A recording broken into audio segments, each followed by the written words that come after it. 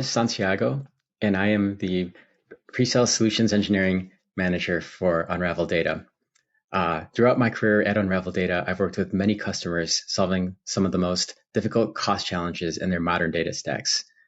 For today's topic, automated cost management, leveraging AI for Databricks optimization. Say you are on the FinOps team and you're tracking costs. One of the things that you may do is use some of the out-of-the-box tooling, such as AWS Cost Explorer or Azure Cost Explorer. And while those tools are great, you can do things such as track costs overall from your infrastructure spend.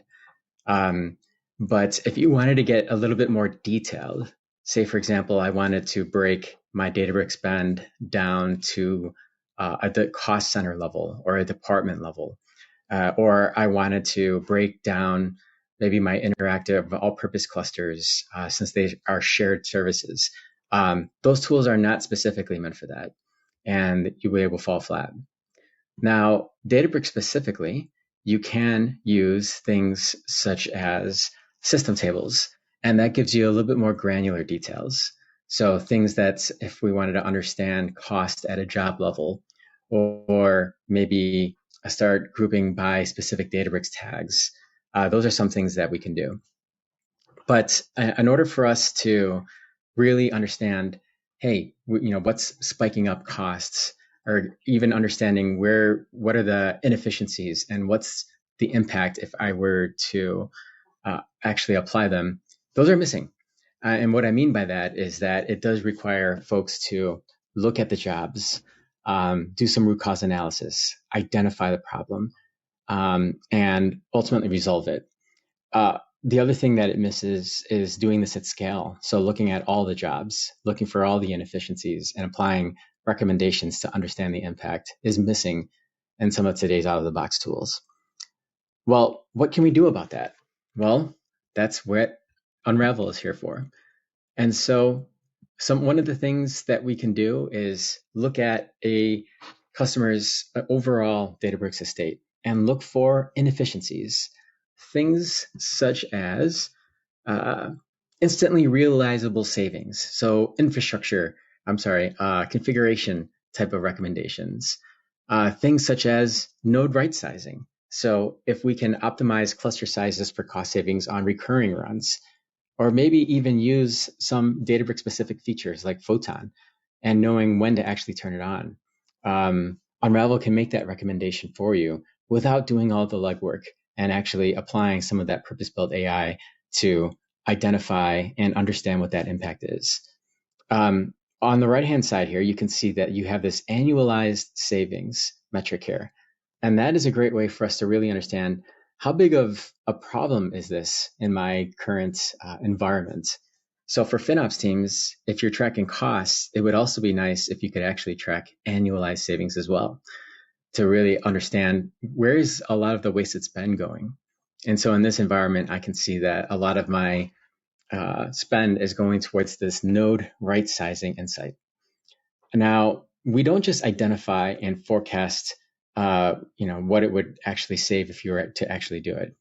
In order for me to actually see a little bit more details, what I'm going to do is actually click on this node right sizing recommendation.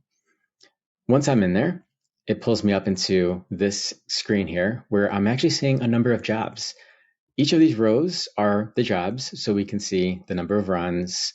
We could see some of the names from that standpoint. But what I'd like to point your attention to is this over provisioned, and you can see we've got this node right sizing selected.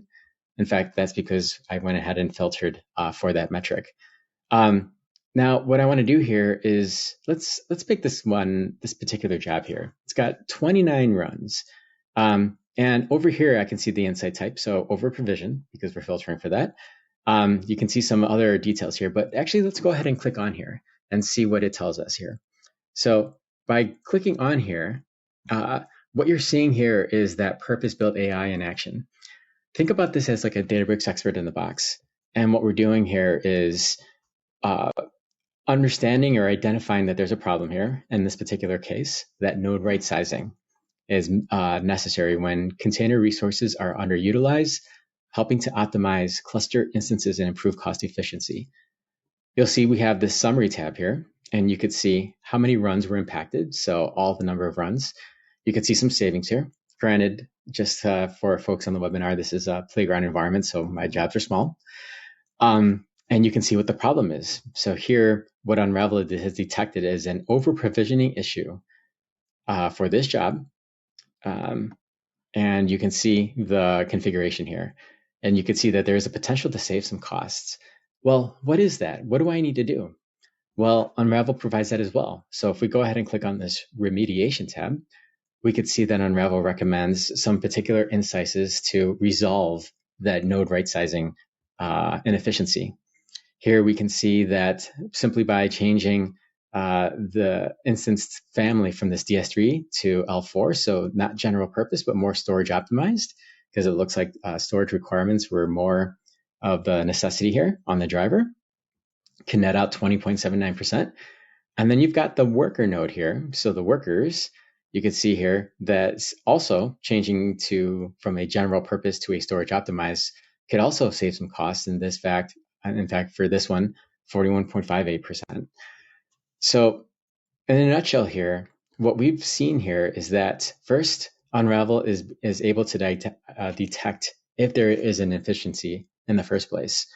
It will then apply a recommendation that's been forecasted from its purpose-built AI to make this more actionable for folks that, whether they are junior resources or expert resources, all they need to do is apply this recommendation. And then ultimately, if I zoom back out into the Insights tab, what is that potential savings here that can be applied? And even more importantly, we can also track that from within Unravel as well. So if you are looking to provide more accountability to the users, you can go ahead and start using this metric to empower your FinOps dashboards as well. So with all this, with all these capabilities, Unravel empowers you to first understand where your spend is going. It can also identify where the inefficiencies are. And ultimately, we can go and use purpose-built AI to improve your forecasting of your Databricks spend with better cost predictability. One thing that I'll leave with you is that you can get your free Databricks health check today by visiting unraveldata.com/Databricks-health-check-request. With this, you can get 50% more workloads for the same budget, identify and eliminate wasted spend on both storage and compute, as well as increase productivity of your data team by automating those redundant, repetitive tasks. What I'm going to do next here is check out the Q&A here. So give me 1 second. And there's a couple of questions that had come up during the demo here. So the first question here is, what strategies can be employed to break down data silos and achieve a more unified view of Databricks costs? What I would suggest is using a purpose-built FinOps and DataOps tool like Unravel to be able to show the impact of inefficiencies, which can be highlighted here on this untapped savings, and bring the accountability to the job owners by tracking their realized savings in order for us to really make this more democratic, so to speak, and show a more unified view of where the spend is going and what are some things that we can do to help resolve and unlock some savings. The next question here, how does granular visibility impact financial planning? Well, in order for us to understand where those spikes are, we really need to get to those granular details. Knowing that my VM spend has gone up since the last month isn't going to really give me enough insights for me to really understand where those inefficiencies are. And so the further that we can break things down to the job level, down to the user level, it makes it more manageable for us to actually have a conversation with the right team or job owners to really shine some light to where the inefficiencies are and have them be more accountable and to be a more responsible citizen on the Databricks platform. The next one here, what practical steps can organizations take to transition from reactive spending to proactive optimization in their Databricks environments? For that one, I would recommend the FinOps flywheel, following the steps of inform, optimize, govern, and the context of Unravel. Inform, being able to understand, where the top cost drivers are in your organization. Optimize, understanding, where are the areas of optimization and what can I actually do to go and actually actualize some of those savings.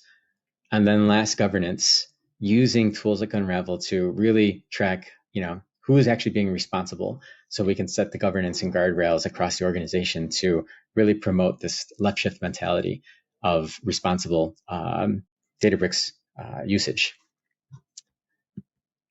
That is it. So thank you, folks. Thanks for attending this webinar.